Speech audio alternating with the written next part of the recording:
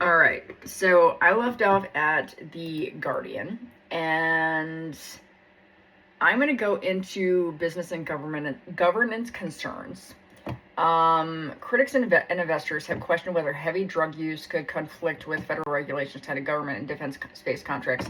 I would say, more or less, that they're more concerned about money than they are actually about any safety concerns whatsoever.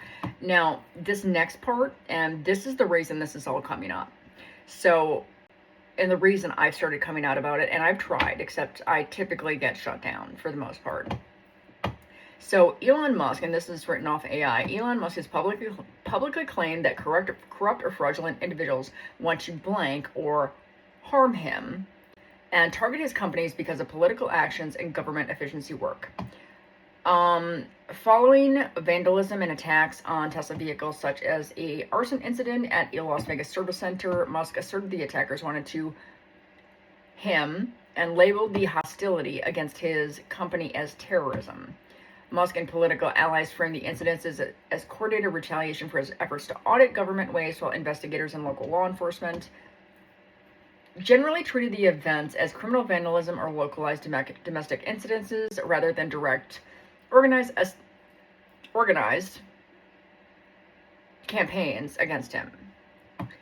Critics point out that Musk frequently uses extreme rhetoric to deflect from public criticism, corporate controversies, or the consequences of his polarizing political commentary, while high-profile executives face legitimate security concerns. Independent observers argue that framing generalized public anger and or isolated criminal acts as an active conspiracy to him distorts the reality of the security environment, okay? And the reason I'm coming out with or explaining that part is because Musk will do anything and everything to basically frame an individual as a bad person, as a potential threat. Like, he will, from what I've experienced, from what I've seen, he will try this in every single way possible.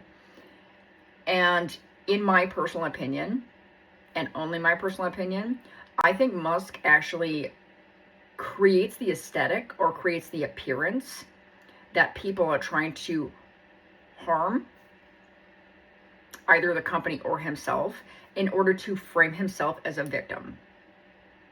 So that way he has an excuse to go after individuals he does not like.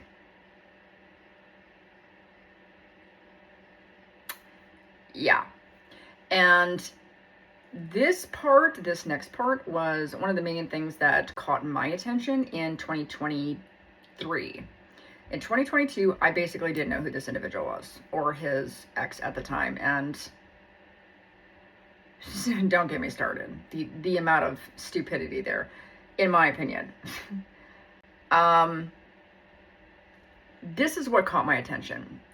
There were rumors of schmunderage. So there were, sorry for the interruption, there were rumors of smunderage, a female called Ayala, and grape consent parties in Silicon Valley. There was the basically getting girls to these individuals, and IVF, and then the breeder stuff, and then eugenics, and all sorts of other stuff. And that is what originally caught my attention in 2023, after the whole incident where he tried to where he did falsify a headline. I caught him, and then he started to like frame it as something else, and I was still trying to give him the benefit of the doubt because I give people way too many chances. Because you have to take everything with a grain of salt. It's a rumor. Like, what do you expect? It's a rumor. Could it be wrong? Absolutely. Except when it starts coming true, it's no longer a rumor. It's just reality. And this goes to, and this is just written by AI. Again, I'll post the links so you can see them. The 2018 Silicon Valley party. Bloomberg journalist Emily Chang featured a high-profile drug and sex-fueled Silicon Valley gathering. In her book Brotopia, an entrepreneur, Paul Bigger, later noted seeing Musk on the dance floor. A representative for Musk confirmed his attendance, but stated he arrived thinking it was a corporate event with a costume theme. The departure of Musk left around 1 a.m. and maintained he saw zero evidence of sex or explicit behavior, describing the scene as dismissively as nerds on a couch. Jeffrey Epstein disclosures. Later document and email disclosures from files related to convicted sex offender Jeffrey Epstein revealed that Musk had correspondence with Epstein, including a 2012 exchange discussing party queries. Elon Musk is firing back after new Epstein files revealed a 2012 email where he asked Epstein, "What day/night will be the wildest party on your island?" Musk has long denied any links. That was India Today, and I just clicked the link. Hold on, let's see if I can find something that doesn't have... Elon Musk is firing back after new... the same one. Is it both the same one?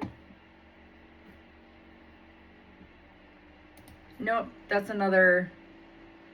No, that's Jon Stewart. That's all video. I don't want to do that. Musk has consistently denied any close association or involvement with Epstein's illicit activities, maintaining he never visited Epstein's island or partook in private travel arrangements with him. From what I understand, his own child called him out on that. And weirdly enough, I actually think his kid is funny as hell and has a very interesting personality in comparison to the father. And thankfully the mother got a hold of the kid and not the father. I'm gonna read this, and this is Google. Maybe I should not get, maybe I should get a different one. No, I don't like that one. We're gonna try the other one. Let's try the other one. Silicon Valley uncovered. Brotopia lifts lid on drug-fueled sex parties. From left, Elon Musk, entrepreneur Sean Parker, and actress Tallulah Riley at a costume party hosted by Playboy and Hugh Hefner. Anyway, this is Newsweek. High-profile investors, executives, and technology founders in Silicon Valley have been taking part in a monthly drug-heavy, sex-heavy parties, according to revelations from a new book. The book Brotopia, Breaking Up the Boys Club of Silicon Valley by Emily Chang is set to be published next month, but an adapted excerpt has been published in Vanity Fair. Chang claims that while the guests of these parties are wealthy and powerful, titans of the valley, household names, the female guests are selected differently. If you are attractive, willing, and usually young, you needn't worry about your resume or bank account. These sex parties happen so often among the premier VC and founder crowd that it isn't a scandal or even really a secret, I've been told. It's a lifestyle choice. Chang spoke to more than 20 people while researching the book who talked about their experiences attending parties or their knowledge of people who had. I believe there's a critical story about how the women who participate in these events are often marginalized even if they attend of their own volition. Female tech workers told Chang that women really saw big business payoffs as a result of attending these parties, a feeling corroborated by an unnamed male venture capitalist who said he might decline to hire or fund a woman he had met at a sex party. If it's a friend of a friend or you've seen them half naked at Burning Man, all those ties come into play. So this ties back into the rumors of Ayala and grape consent parties and everything else.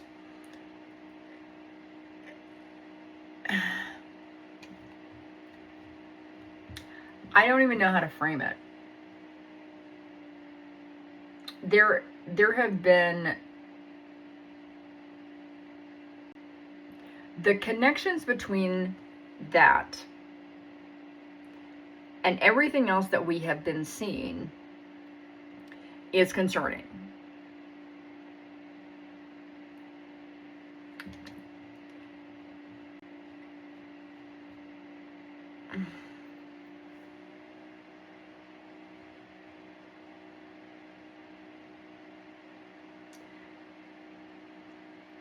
Musk added in a statement to Wired, Emily Chang's article was salacious nonsense. She conflated what happens in SF sex clubs in the Tenderloin, which has been around long before Silicon Valley was anything, with more VC parties on the peninsula. How would you know? How would you know? And also, I don't trust that actual statement. That looks like a statement coming from this individual, especially with the amount of claims that have come out actually against himself. That is misleading to the public, and she should be ashamed. If there are sex parties in Silicon Valley, I haven't seen or heard of one, and yet there was the one in 2018. Allegedly. Now, I have nothing against, if you are an adult, again, I think I've said this, I'm not sure if I said this, I'll just repeat myself, sorry. But if you want to be a part of those things, there's nothing against, I have nothing against it. If you want to go out and experience life, that's up to you, you're an adult.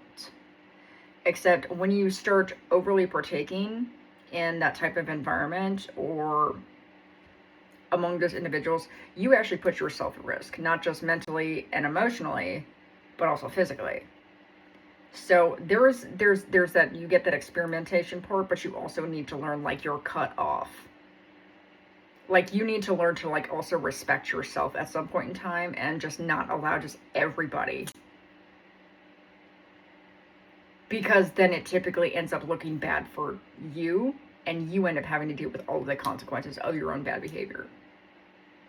And I just realized I did that thing with my eyes. I'm very sorry. So there's that behavior. I'm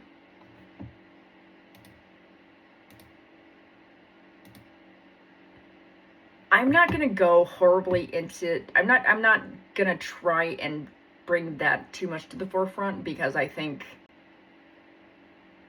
a lot of us kind of have suspicions surrounding that. And I don't have the backstory on that. If you want to go look it up, that is entirely up to you. And connect any dots, but I'm just going to leave it there, I think.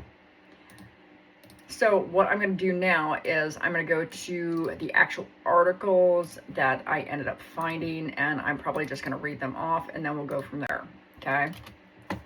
So this goes to back to where he borrows inspiration from individuals about designs or concept designs. Okay. Elon Musk, this was BBC. Elon Musk accused of copying designs by iRobot director. This was October 14th, 2024 by Liv McMahon. Oh, you're gonna make me try and subscribe to it. I'm not doing that. I refuse. Let's see. Let's see if I can find something different. So, iRobot director accuses Musk of stealing design.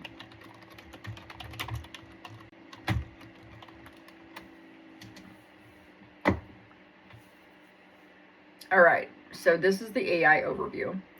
Alex Proyas accuses Elon Musk of stealing iRobot designs. Its director Alex Proyas, who helmed the 2004 sci-fi film iRobot, has publicly accused Tesla CEO Elon Musk of stealing his futuristic robot designs for Tesla's latest products. And this is the London Economic. Do not force me to buy your stuff. The London Economic.com. Can I Have My Designs Back, Please? By Charlie Herbert. 10/15/2024. The director of hit sci-fi film iRobot has hit out at Elon Musk for stealing his designs.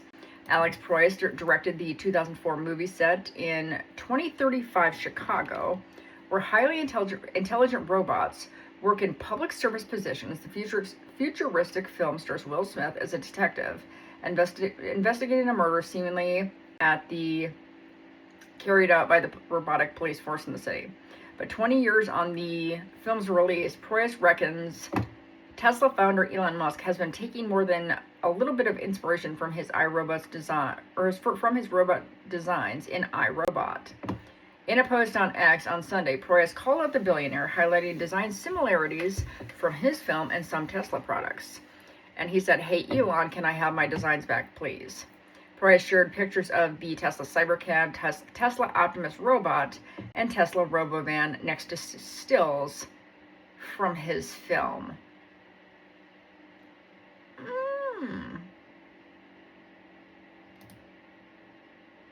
This is the first time I've actually been seeing the actual.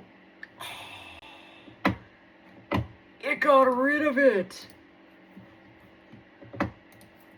Hold on. Let's see if I can download it. Download it.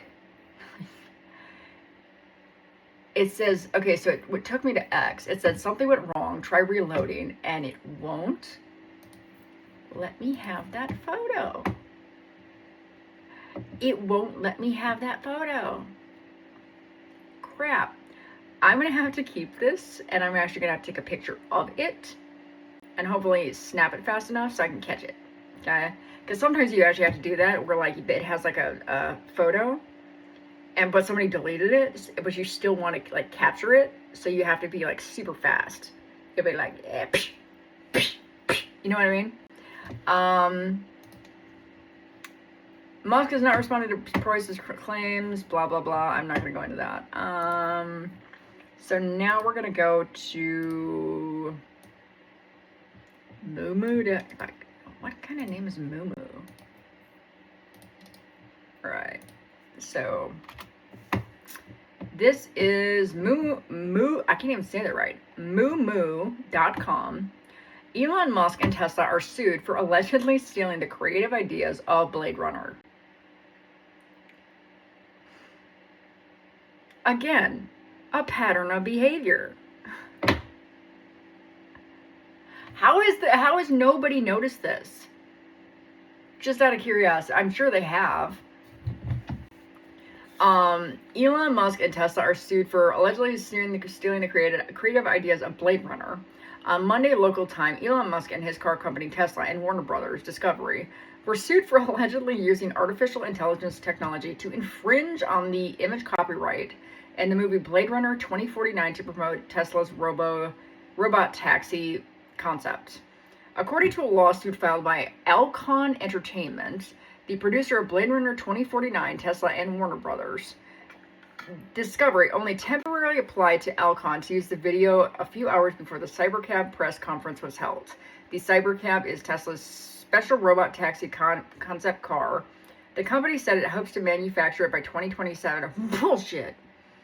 And sell it for less than... No. I'm sorry. No. Alcon's civil lawsuit in Los Angeles federal court stated that Alcon denied all permits and strongly objected to the defendant's suggestion that Blade Runner 2049 had any connection with Tesla, Musk, or any company owned by Musk. The lawsuit alleges that the defendant then used a fake image apparently generated by an artificial intelligence to accomplish all of this, and that the act constituted a large-scale economic theft.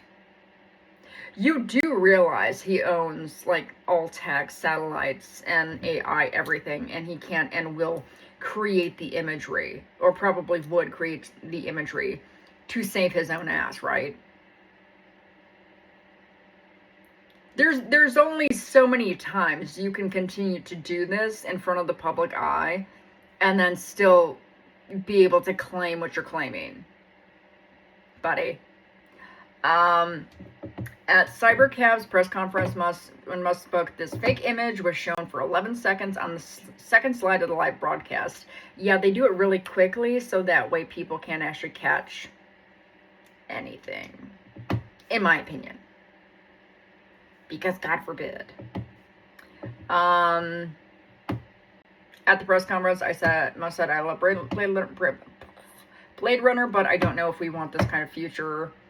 The lawsuit alleges that the financial impact of this misappropriation is significant and indicates that Alcon is currently in negotiations with other car brands on potential partnerships for Alcon's Blade Runner 2099 TV series currently in production. The lawsuit also stated that problematic Musk was an issue in this case and that Alcon did not want its Blade Runner sequel film to have anything to do with Musk, Tesla, or any of Musk's companies. In the lawsuit, Alcon said any cautious brand must take into account Musk's large-scale amplification, highly politicized, capricious and arbitrary behavior, which sometimes even turns into hate speech. If that's what you want to call it. If a company or its head doesn't actually agree with Musk's extreme political and social views, then collaborating with Tesla's potential brands is even more problematic. We're going to do one more, and then I'm going to have to upload, and then we'll do the other ones. So, do that one. Paste. Did I already do this one? I think I already did this one.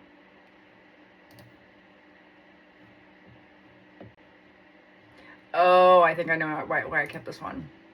So this is fastcompany.com. Did Elon Musk steal Tesla? Here's why the CEO is reporting long-time allegations on Twitter.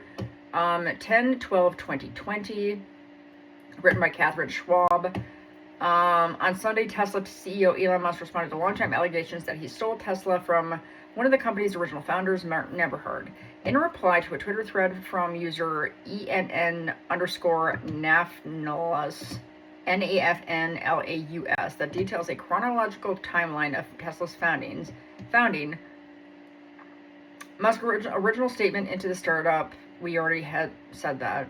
Musk went on to say he plays the poor inventor card, but was rich all along and invented nothing as far as I know. Neither have you, as far as I'm aware. And I went down to zero cash or sellable assets in 2008, 2009, and had no house and had to borrow money from friends to pay rent. When have you ever not been a victim? Like, ever. Ever.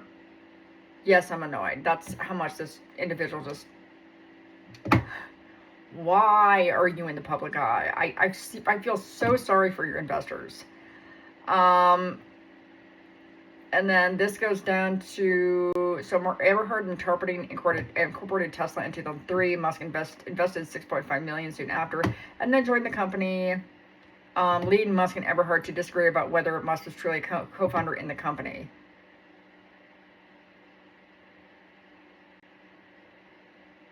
They're the ones who created the damn thing. It's different if you actually had done something different beyond that. But the thing is that like when you create a company, it becomes almost like everybody's. So they're the founders, in my personal opinion. He just happened to come along being an investor. An investor is not the same thing. And when it comes to creative genius, that's not the actual... A company does not own creative genius, because the creative genius always comes from an individual, from their actual employees. And a company and an owner of a company does not own an employee.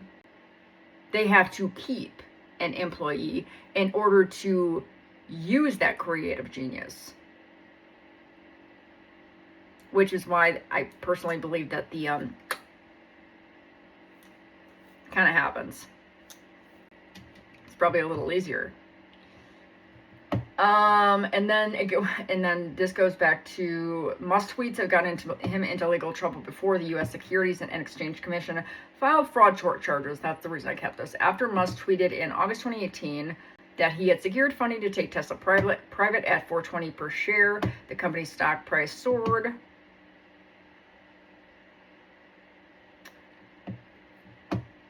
But Musk had no evidence of such a deal. As part of a settlement with the SEC, Tesla agreed to monitor Musk's public communications about the company's performance, and After another tweet, he was held in contempt of court, though Musk continues to deny any wrongdoing. And in 2019, the two parties came to an agreement on how Musk would be allowed to use his Twitter account. Basically, he needed a babysitter. That's funny. That's funny. I'm sorry. That's funny. That is so funny. That's so funny. I'm gonna leave it here, I think, right now. And then I'm gonna have to come back and then I'm gonna finish off the other ones. And it's long. It's fucking long. And I didn't even go and find all of them. Like, I didn't find all of them. This is the tip of the iceberg, ladies and gentlemen. It's the tip. That's how big this thing is. And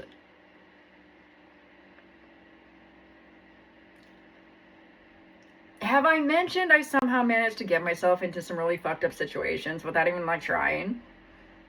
Because apparently that's just how my life goes.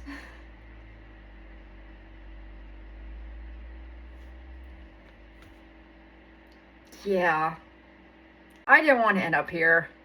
I didn't want to do this. I have better shit to do with my time, and I really don't need to deal with some... Whew. I could say so many things, and I'm not going to do it. I've called him everything under the sun, and I'm trying to be nicer, and it's not working. It's so not working. So I'm going to upload this, and then I'm going to continue onwards here in just a little bit. If you have other information, you're more than welcome to like leave a comment, which who knows how many people are going to see this. So I will be right back, and yeah.